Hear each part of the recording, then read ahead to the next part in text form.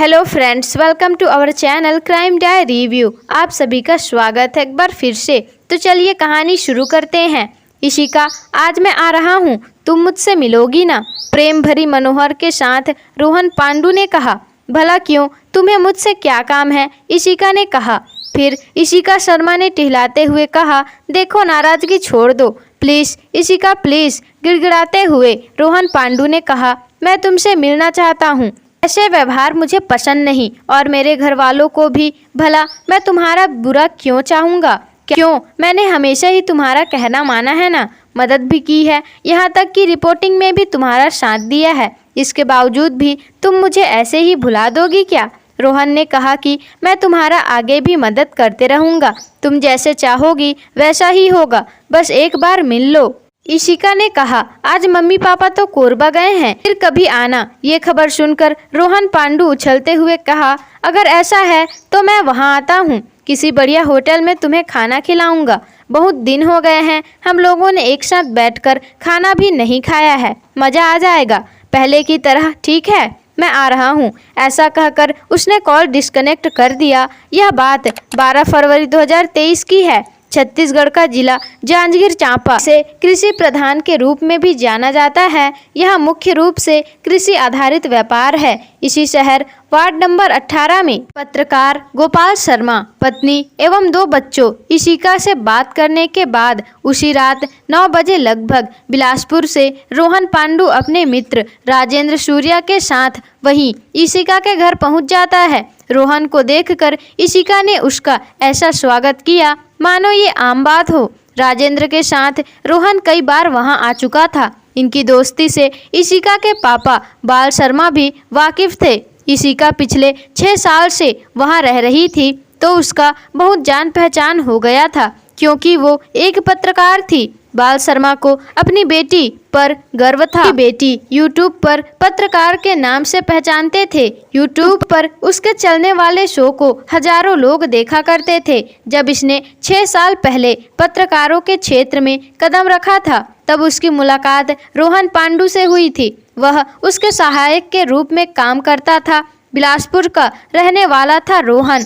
वह पत्रकारिता का शौक रखता था। इशिका से मिलने के बाद वह उसकी तरफ और धीरे धीरे आकर्षित होते चला गया। इशिका भी उसकी तरफ आकर्षित होते चले गई। वह पत्रकारिता के साथ साथ अपनी पढ़ाई भी कर रही थी। साथ में उसने विश्वविद्यालय ग्रंथ में दाखिला भी ले लिया था। यहाँ से इलेक्ट्रॉनिक मीडिया में MSc कर रही थी। रोहन पांडु इशिका के साथ घर बैठकर बात करता रहा। वह उससे बात कर रहा था। रोहन लगभग 2 महीने बाद उससे मिलने आया था। रोहन ने औपचारिक बात के बीच पूछा, अंकल आंटी कोरबा कैसे गए? इसी बीच इशिका के फ़ोन पर कॉल आया और इशिका ने कॉल रिसीव करने के बाद वह रोहन को अनदेखा करके हंस हंस कर बात करने लगी। काफ़ी देर तक इशिका फ़ोन में बात करती रही। रोहन पांडु ये देखकर बदलने लगा। उसे समझते देर नहीं लगा कि इशिका किसी दूसरे लड़के से मोबाइल पर बात कर रही है। वह बात भी कर रही थी और रोहन की तरफ हंसते हंसते देख रही थी। ये देख कर के रोहन को बहुत ज़्यादा गुस्सा आ रहा था। जब फ़ोन पर बात खत्म हुआ तो रोहन ने कड़ी शब्दों में कहा, तुम नहीं सुधरोगी। मुझे तो यही लगता है कि मैं तुम्हें समझ नहीं पाया।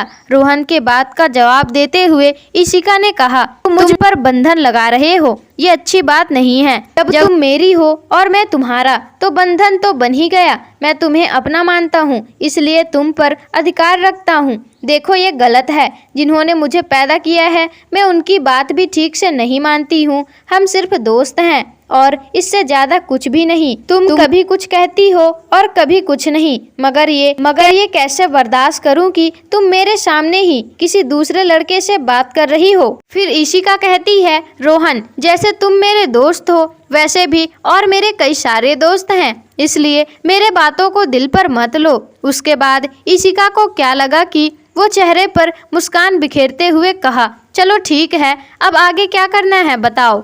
रोहन राजेंद्र की तरफ देखते हुए कहा कि चलो होटल चलते हैं, वहीं खाना खाएंगे। इसके बाद वो दोनों घर से होटल के लिए निकल गए। सोमवार 13 फरवरी 2023 को सुबह 10 बजे गोपाल शर्मा ने अपने बेटे आर्यन को फ़ोन लगाया। फिर गोपाल शर्मा ने अपने कॉलोनी के गार्ड को भी फ़ोन लगाया और कहा, मैं कल कोरबा से आया हूं, और कहा कि मैंने इशिका और आर्यन को कई बार कॉल किया लेकिन उन्होंने कॉल रिसीव ही नहीं किया। हमें थोड़ी चिंता हो गई है, तुम जाकर घर में देखो, दोनों में से किसी एक से भी बात कराओ।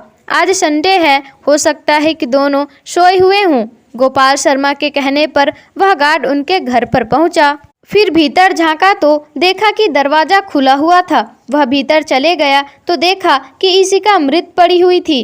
ये सब देखकर वह घबरा गया और पड़ोसियों को बुला लिया। लोगों ने देखा एक कमरे में आर्यन सोया हुआ था। फिर उसे उठाया गया और उसे स्थिति समझने में थोड़ी देर हो गई और उसे समझ नहीं आया कि इशिका को किसने मार दिया। इसी बीच किसी ने पुलिस को भी खबर दे दी और थोड़ी देर में ही पुलिस वहां पहुंच गई और गोपाल शर्मा को रघु ने फ़ोन पर सारी बातें बताई। तो फिर वो कोरबा से अपने घर के लिए तुरंत निकल गए। एसीपी विजय अग्रवाल भी वहां पहुंच गए क्योंकि इशिका एक पत्रकार थी और उनसे उनका मिलना जुलना लगा रहता था। तत्काल पुलिस ने डॉग स्काउट को बुला लिया ताकि मुजरिम तक पहुंचा जा सके, मगर खोजी कुत्ता पास के मोहल्ले से ही वापस आ गया। पुलिस के सामने अब एक अंधी हत्या का मामला था। विजय अग्रवाल ने पुलिस तैनात किया। जांच के लिए बोला गया और उसके भाई आर्यन से पूछने पर कहा कि कल रात को तो रोहन पांडु और उसका दोस्त जब कल घर पर आए थे तो कुछ समय बाद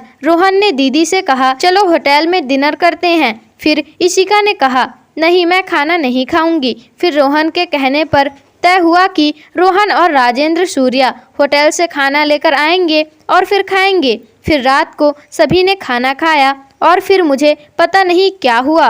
पुलिस को यह समझते थोड़ी सी भी देर नहीं लगी कि उन्होंने खाने में नींद की गोलियां मिला दी थी। उसके बाद आर्यन को नींद आ गई और वो दोनों ने इशिका की हत्या कर दी। पुलिस कप्तान विजय अग्रवाल इस हत्याकांड को लेकर बहुत चिंतित थे। उन्होंने मुजरिमों को धर दबोचने के लिए 3 टीम बुलाई। एसीपी विजय ने मुजरिमों को 24 घंटों में ही धर दबोचने का आदेश दिया और विजय अग्रवाल ने पास के पुलिस स्टेशन की सहायता लेकर रोहन पांडु को गिरफ्तार कर लिया। उनसे पूछताछ के दौरान सिर्फ यही नहीं माना कि मैंने ही इशिका का मर्डर किया है, उसने तो अपने दोस्त को भी शामिल होने का खुलासा भी कर दिया। फिर उन्होंने रोहन पांडु के मुताबिक राजेंद्र सूर्या को भी गिरफ्त में ले लिया। रोहन ने बताया कि वह डर से रायगढ़ शहर चला गया और अपने दोस्तों से मिला और फिर लंबे बाल कटवा दिए। फिर वह शिवरी नारायण और वहां से कवर्धा पहुंचा। कवर्धा से मुंगेली जा रहा था, तभी पुलिस ने उसे पकड़ लिया। दोनों को पकड़कर पुलिस ने सारे सबूत इकट्ठा कर लिए। वह दोनों बिलासपुर के निवासी हैं। हिरासत में लेकर रोहन पांडु और राजेंद्र सूर्या में पूछताछ की गई और उन्होंने पुलिस के सामने सारी कहानी उगल दी। तो उन्होंने बताया कि जब वह होटल खाना लेने गए थे तो फिर खाना पैक करवाते हमने शराब पी ली और तय किया कि इशिका के पर ज़्यादा ही निकल गए हैं तो उसका क्यों ना कत्ल कर दिया जाए। खाना लेकर घर गए और देखा कि वो इशिका फिर से किसी से बात कर रही थी और बात करने के बाद सब खाना खाने बैठ गए। इशिका के साथ आर्यन और राजेंद्र सूर्या भी खाना खा रहे थे और आर्यन के खाने में रोहन ने नींद की गोलियां मिला दी थी। खाना खाने के बाद जब वह उठने लगा तो राजेंद्र ने उसे सहारा देकर उस कमरे में सुला दिया और फिर रोहन ने कहा, इशिका सिर्फ तुम मेरी हो, यह तुम आज तय कर लो। फिर इशिका ने कहा कि मैं अभी तक पढ़ रही हूँ, मुझे कुछ बनना है तो तुम इंतज़ार करो वरना चले जाओ।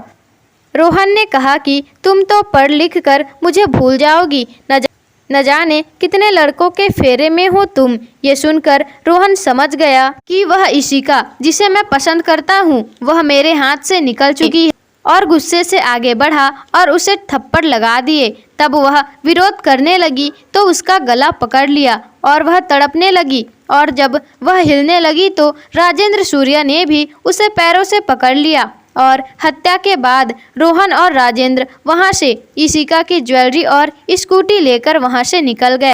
कि किसी ने चोरी करने के लिए घर पर प्रवेश किया और हत्या कर दी। उसके बाद उसकी ज्वेलरी और स्कूटी को भी बरामद कर लिया गया। धारा 397 के तहत 14 फरवरी को जांजगीर के पुलिस स्टेशन के पास के कोर्ट में उन्हें पेश किया गया और उन्हें सजा देने की मांग की गई। तो फ्रेंड्स, आज की कहानी कैसी लगी हमें कमेंट बॉक्स में ज़रूर बता दीजिएगा। और अगर अभी तक हमारे चैनल को आपने सब्सक्राइब नहीं किया है तो चैनल को सब्सक्राइब करके बेल आइकन जरूर ही प्रेस कर लीजिएगा, ताकि ऐसी ही सच्ची घटना पर आधारित कहानियाँ आपको पता चलती रहे।